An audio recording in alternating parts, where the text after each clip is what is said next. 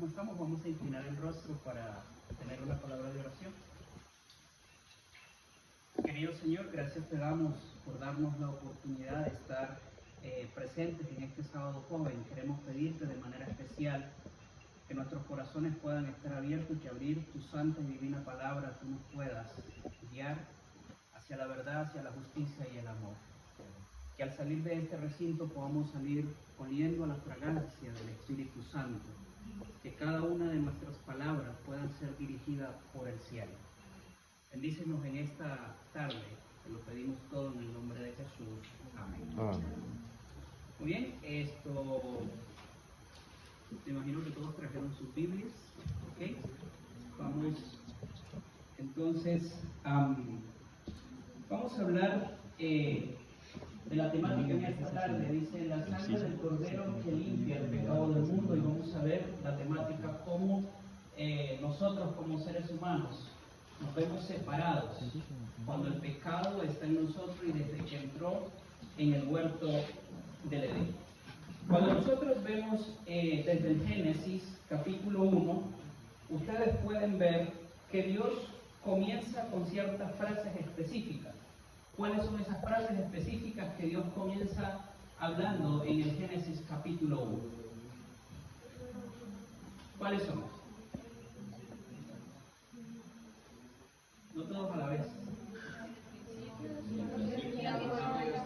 Muy bien, y Dios comienza diciendo: en el principio Dios creó los cielos. Y luego Dios continuó diciendo: hágase la luz, hágase el sol, hágase. ¿Ok? Pero cuando llegamos en el versículo 26 del capítulo 1, ¿qué encontramos allí? Encontramos que el hombre está en el pensamiento de ¿quién? Está en el pensamiento de Dios. Y Dios no dice, hágase el hombre. Dios dice, vamos a hacer al hombre conforme a ¿qué? A nuestra imagen, conforme a nuestra semejanza. Ahora bien, allí encontramos que Dios no dice, hágase Lisette, y salió Lisette de la nada. No. O sea, Dios involucra el tacto, la simpatía y el amor allí. Y cuando seguimos el recorrido de Génesis, Dios termina el capítulo 1, entra en el capítulo 2, ya con la organización, y Dios comienza a organizar las aguas, la luz, la noche, el día, etc. Pero llegamos a la esencia del capítulo 2. ¿Cuál es la esencia del capítulo 2? Esa es la esencia, que se acaba todo. No. Hay un punto específico de la esencia del capítulo 2, que es la esencia también del versículo 26 del capítulo 1. No. Génesis capítulo 2, versículo 7. Y es allí donde dice, y formó Dios al hombre del polvo de la ¿qué? De la tierra, y sopló en su nariz aliento de vida. Ahora, cuando el hombre sale de las manos del Creador, ¿sale con pensamientos puros o impuros? Sale con pensamientos puros. ¿Ok? Entonces, es allí donde nosotros encontramos que el hombre no tiene mancha de decadencia. Es allí donde nosotros encontramos que el hombre es perfecto, que en él no hay suficiencia propia, en él no hay orgullo, en él no hay maldad, porque Dios lo creó puro y santo, y con algo específico. Lo creó y lo puso en el huerto del Edén para que él pudiera reivindicar la gloria de ¿quién? La gloria de Dios. Para que pudiera mostrar la gloria de su Padre. Pero ¿qué pasa en Génesis capítulo 3? Entra el pecado en el huerto del Edén, el hombre va en decadencia, y es ahí donde nosotros encontramos en el capítulo 3 que el hombre ya comienza a justificarse por sí solo y comienza a justificar sus acciones, y fue lo que hizo Adán. Cuando Adán pecó en el huerto del Edén, ¿a quién culpó? A Eva. A Eva. ¿Y Eva a quién culpó? ¿Y la serpiente a quién culpó? Entonces Dios terminó siendo el culpable por haberlos creado ¿a quiénes? Por haberlos creado a ellos. Antes de eso, ¿Adán pensaba de esa manera? No pensaba de esa manera. Es ahí donde entra el pecado y contamina, porque el pecado parte, el pecado divide, el pecado separa. Y en Génesis encontramos la justificación del hombre. ¿Cuál es esa justificación del hombre? ¿Cómo el hombre comienza a justificarse en sus propias obras? ¿Qué hizo el hombre para cubrir su pecado? Es como que no han estudiado la Biblia, ¿sí? Muy bien, ¿y con qué se tapó? ¿Con un plástico? Con hojas de higuera. Ahora, el hombre comienza a justificar sus acciones y comienza a justificar su pecado y comienza a trabajar en su propia fuerza. ¿Para qué? Para encontrar una justificación. Y es ahí donde entonces, por nuestras propias obras y por nuestras propias fuerzas, nosotros no podemos quitar el pecado que hay en nosotros. ¿Quién puede limpiarnos a nosotros y quién puede quitar de nosotros el pecado? Solamente Cristo Jesús. Ahora bien, cuando entramos en esa justificación, es ahí donde todos, cuando pecamos, estamos destituidos de la gloria ¿de quién? De Dios. Vamos a ir a Romanos capítulo 23. Romanos capítulo 3, versículo 23. Romanos capítulo 3, versículo 23. ¿Qué nos dice? Que por cuanto todos pecamos fuimos destituidos de la gloria de Dios, pero siendo justificados gratuitamente por su gracia, mediante la redención que es en Cristo Jesús. Muy bien. Amén. Y Romanos capítulo 6, versículo 23.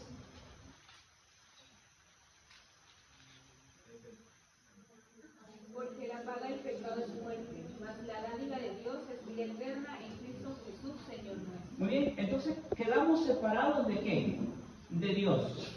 Porque el pecado separa, el pecado destruye, el pecado totalmente nos separa de la presencia de Dios. Y por eso es que el hombre, cuando peca en el huerto del Edén, inmediatamente ¿qué hizo? Se escondió de la presencia de Dios porque tuvo miedo y porque sintió culpa y sintió ¿qué? Sintió vergüenza. Ahora bien, es ahí donde el hombre está en la oscuridad. No había luz para él, pero es ahí donde Dios aparece para rescatar, para salvar lo que se había ¿qué? Lo que se había perdido. Y encontramos el amor maravilloso de Dios para con cada uno de nosotros. El hombre queda destituido de la gloria de Dios. No hay remedio para él. Pero en Génesis capítulo 3, versículo 15, se nos da a nosotros la promesa más grande que se le pudo haber conferido a toda la humanidad. ¿Y cuál es esa promesa? Que iba a venir un ¿qué?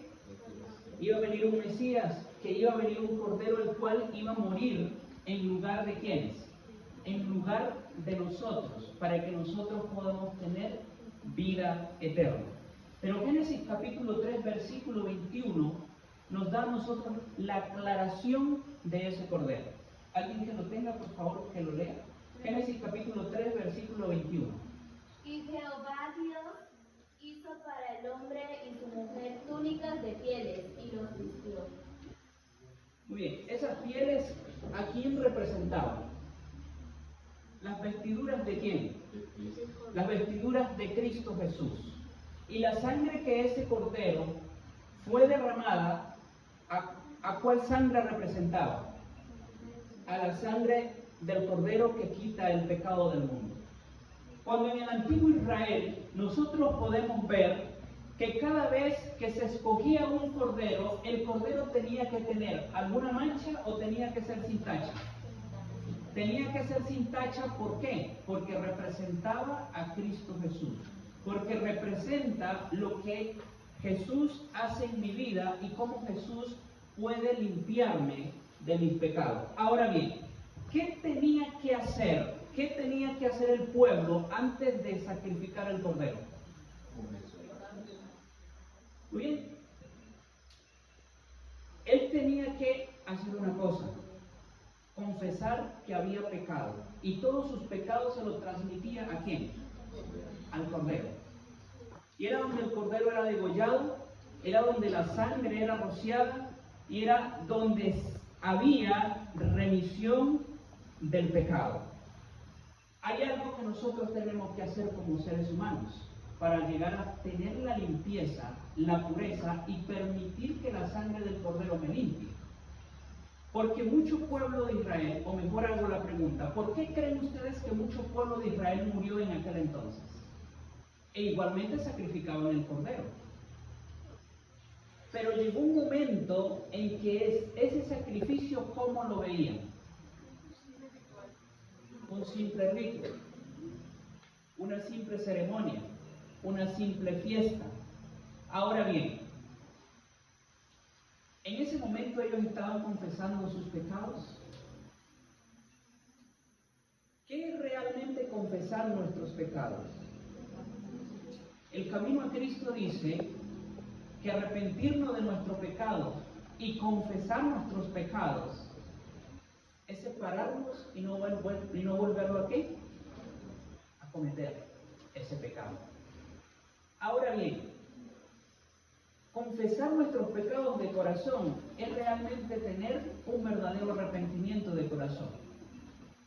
Es interesante que el pueblo de Israel, cuando llegaba a un estado donde totalmente se sentía separado de Dios y venía la calamidad, venían los amonitas, venían los enemigos y los vencían, ¿ellos a quién clamaban? Clamaban a Dios. Y Dios volvía y les daba ¿qué? Les daba la victoria.